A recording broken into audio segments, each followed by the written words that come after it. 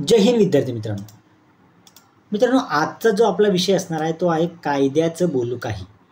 विद्यार्थ्यांना तुम्हाला सावधान अशासाठी करण्याचं मी टॅगलाईन दिला आहे किंवा थंबनेल दिला आहे. ते म्हणजे जे लोक प्रौढ असतील, लहान मुलं असतील, ते इंटरनेटवर घाण असे व्हिडिओ बघतात, त्यांच्यासाठी सावधानीचा इशारा जो आहे तो काल सुप्रीम कोर्टने आपल्या जजमेंटमधून दिलेला आहे. ती जजमेंट काय असणार आहे, त्याची पार्श्वभूमी काय असणार आहे, संपूर्ण गोष्टी आपण वन बाय वन डिस्कशन करणार आहोत. जे विद्यार्थी या चॅनलवर नवीन असतील त्यांनी लवकरात लवकर चॅनलला सबस्क्राईब करावे, जेणेकरून तुम्हाला आपल्या चॅनलवरती अपडेट जे आहे ते तुम्हाला लवकर मिळून तुम्ही आपल्या चॅनलबद्दल जे आपले व्हिडिओ असतात ते तुम्ही पाहू शकतात. चला आपण आपल्या व्हिडिओला स्टार्ट करूयात. विद्यार्थ्यांना एक गोष्ट अशी, तुम्ही जर तुमच्या मोबाईलमध्ये एखादा घाण व्हिडिओ, ज्या व्हिडिओत मुलांचे शोषण होत असतील, मुलांना वाईटरित्या ते मुलांचं पीडित मुलांना शोषित करण्याचं काम ते करत असतील, किंवा ते घाण व्हिडिओ असतील, त्यामध्ये मुलांसोबत घाण कृत्य केलं गेलं असेल किंवा मुलं त्यामध्ये इन्व्हॉल्व असतील, असे जर तुम्ही एखादा इंटरनेटवरून वेबसाईटवरून, ज्या वेबसाईटला तुम्ही प्राथमिक करून असे जे नावं देतात XXX, अशा वेबसाईटवरून तुम्ही जर व्हिडिओ डाउनलोड केले तर मित्रांनो 7 वर्षापेक्षा जास्त शिक्षा तुम्हाला होऊ शकते. ते कालच्या जजमेंटवरून समजलं आहे. त्याची पार्श्वभूमी सांगण्या अगोदर मी तुम्हाला एक जी स्टोरीच्या माध्यमातून तुम्हाला समजवणार आहे, जेणेकरून तुम्हाला पूर्ण विषय जो आहे तो समजून जाणार आहे. जे विद्यार्थी घाण व्हिडिओ बघतात त्यामध्ये प्रामुख्याने मुलांचं शोषण झालेलं असतं किंवा त्यामध्ये लहान मुलं इन्व्हॉल्व असतात, असे जर व्हिडिओ तुमच्या मोबाईलमध्ये असतील तर त्वरित तुम्ही ते मोबाईल स्प्रेड करू नका, ते तुम्ही लगेच डिलीट करा.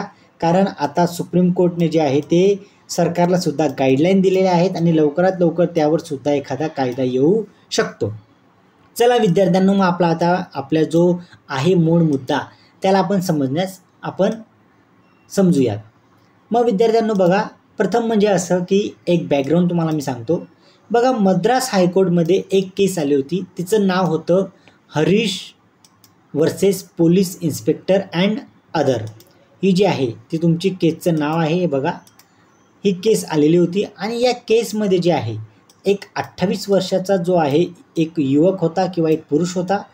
त्या पुरुषाने त्याच्या मोबाईलमध्ये जे घाण व्हिडिओ असतात, जे तुम्ही प्रामुख्याने XXX अशा वेबसाईटवरून तुम्ही डाउनलोड करतात, ते त्याच्याकडे आढळलं आणि त्यामध्ये प्रामुख्याने जे आहे त्याच्या मोबाईलमध्ये ते होतं आणि त्याच्यावर जे आहे IT ॲक्टच्या सेक्शन 67B नुसार त्याच्यावर जी FIR जी आहे ती FIR दाखल झाली.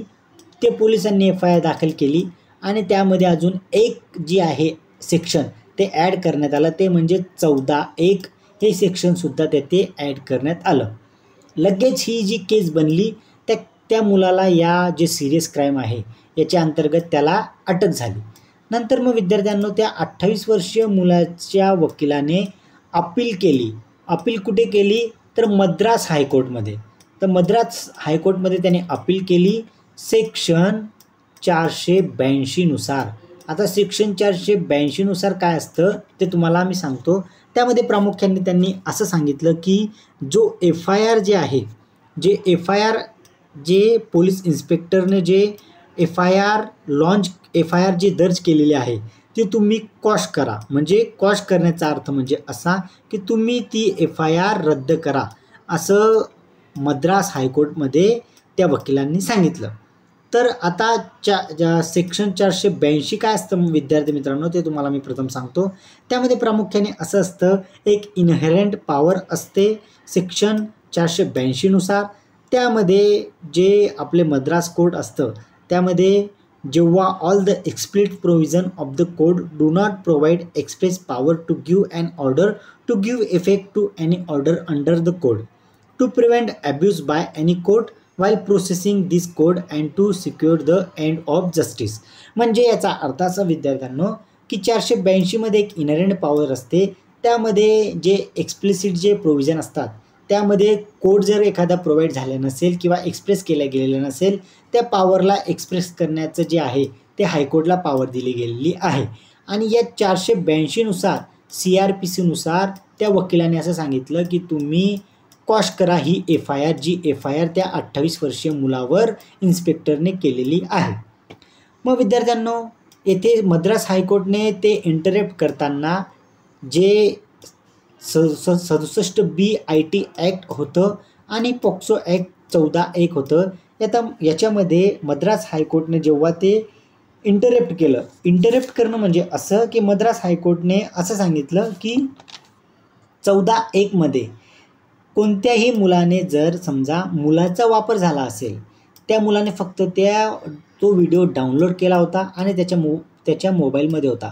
मात्र 14(1) मध्ये त्यांनी असे इंटरप्ट केलं की कोणत्याही मुलाचा येथे वापर झालेला नाही किंवा त्याने त्या एखाद्या मुलाचा वापर करून किंवा त्या मुलाला इन्व्हॉल्व करून असे त्यांनी व्हिडिओ बनवलेले नाही आहेत आणि त्या व्हिडिओमध्ये त्याने स्प्रेड केलेलं नाही आहे असं सांगून आणि 67B IT ॲक्टच्या नुसार त्यांनी असं सांगितलं मद्रास हायकोर्टने की त्यामध्ये जो व्यक्ती आहे 28 वर्षाचा त्याने कोणत्याही प्रकारचं ते स्प्रेड केलेलं नाही किंवा ते एकापासून दुसऱ्याकडे ट्रान्समिट केलेलं नाही. म्हणून मद्रास हायकोर्टने ती जी FIR होती ती FIR जी आहे ती क्वॉश केली किंवा ती रद्द केली. मग आता ही FIR जी आहे ती या केसमध्ये रद्द झाली.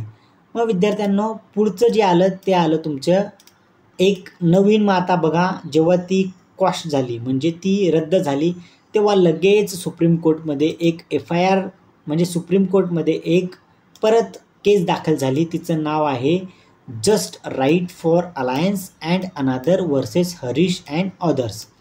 ही केस त्यांनी दाखल केली सुप्रीम कोर्टमध्ये आणि सुप्रीम कोर्टला विचारलं की जी मद्रास हायकोर्टने जे प्रोसेस केलेली आहे किंवा मद्रास हायकोर्टने जी जजमेंट दिला आहे की FIR रद्द करायचं, ते त्यांनी पुढील प्रकारे यामध्ये प्रामुख्याने सुप्रीम कोर्टने जे इंटरप्ट केलं किंवा सुप्रीम कोर्टने जे सेक्शन आहे पॉक्सो ॲक्टचा त्यामध्ये आपण उल्लेख केला 14(3) मध्ये जे मद्रास हायकोर्टने इंटरप्ट केलं होतं त्याच्या पुढे जाऊन सुप्रीम कोर्टने सेक्शन 15(1), 2 आणि 3 यानुसार जी क्वॉश केलेली FIR होती ती त्यांनी काय सांगितलं त्यावर आपण आता पाहणार आहोत, त्यावर आपली नजर असणार आहे. मग सुप्रीम कोर्टच्या 3 जज बेंच बसली जेव्हा जी केस तुम्हाला मी सांगितली just for alliance and another versus Harish versus other, जी केस मी तुम्हाला सांगितली त्यामध्ये प्रामुख्याने मद्रास हायकोर्टचं डिसिजन जो आहे तो एरर आहे असं सुप्रीम कोर्टने सांगितलं. आणि सुप्रीम कोर्टने जी केस जी FIR जी आहे ती तुम्ही क्वॉश केली होती किंवा तुम्ही ती रद्द केली होती, ती FIR जी आहे ती परत तुम्ही पोलीस इन्स्पेक्टरने जी FIR केली होती ती योग्य होती आणि त्याच्यावर आता ट्रायल चालणार आहे आणि मग त्यावर निर्णय जो येईल तो येईल. आता हे सुप्रीम कोर्टने सांगितलं. सुप्रीम कोर्टने अजून एक गोष्ट सांगितली की सुप्रीम कोर्टने अशा पद्धतीने सांगितलं की समजा एखादा जर व्यक्ती असेल त्याने जर या XXX वेबसाईटवरून किंवा एखाद्या वेबसाईट किंवा तुम्ही जे डाउनलोड करता टेलिग्राम असेल किंवा एखादं सोशल मीडिया असेल त्याच्यावर जर तुम्ही असे जे घाण व्हिडिओ असतील किंवा खराब व्हिडिओ असतील त्यामध्ये मुलांचं शोषण केलं गेलेलं असेल किंवा त्यामध्ये मुलं इन्व्हॉल्व असतील, चाइल्ड जे आपण म्हणू शकतो चाइल्ड पोर्नोग्राफी असं सुद्धा आपण त्याला म्हणू शकतो, तर हे जे गोष्टी असणार आहेत या गोष्टींना आता सुप्रीम कोर्टने खूप स्ट्रिक्ट असं ॲक्शन दिलं आहे आणि त्यामध्ये त्याने प्रामुख्याने सांगितलं आहे जरी तुमच्या मोबाईलमध्ये ही गोष्ट आढळली तरीसुद्धा तुमच्यावर केस दाखल होऊन तुम्हाला 7 वर्षापेक्षा जास्त जी शिक्षा आहे किंवा पनिशमेंट आहे ती होऊ शकते. आणि सुप्रीम कोर्टने अजून पुढे जाऊन सांगितलं की जे आपलं सरकार आहे त्यांनी लवकरात लवकर या जे आहे जे XXX अशा वेबसाईटवरून जे तुम्ही व्हिडिओ बघतात, घाण व्हिडिओ बघतात, त्या व्हिडिओंवर तुम्ही लवकरात लवकर एखादा ॲक्ट आणा आणि स्ट्रिक्ट ॲक्ट आणा जेणेकरून ती जी गोष्ट आहे ती आपल्या इंडियामध्ये इल्लीगल होऊन जाईल आणि कोणीही त्या गोष्टी पाहून त्या गोष्टी स्प्रेड करणार नाही असं सुप्रीम कोर्टचे 3 जज बेंच, त्यामध्ये प्रामुख्याने आपले चीफ जस्टिस DY चंद्रचूडसुद्धा होते, यांनी सांगितलेलं आहे. विद्यार्थ्यांनो, ही जे मी तुम्हाला सांगितलं ते तुम्हाला 10 मिनिटाच्या खूप शॉर्टमध्ये सांगितलं. खूप शॉर्टमध्ये मी तुम्हाला हे सांगण्याचा प्रयत्न केला.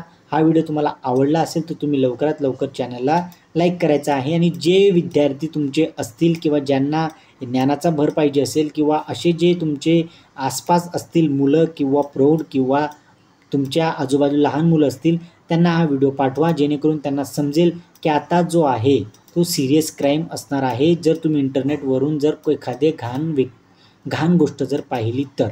चला विद्यार्थ्यांनो, तुमची रजा घेतो. जय हिंद.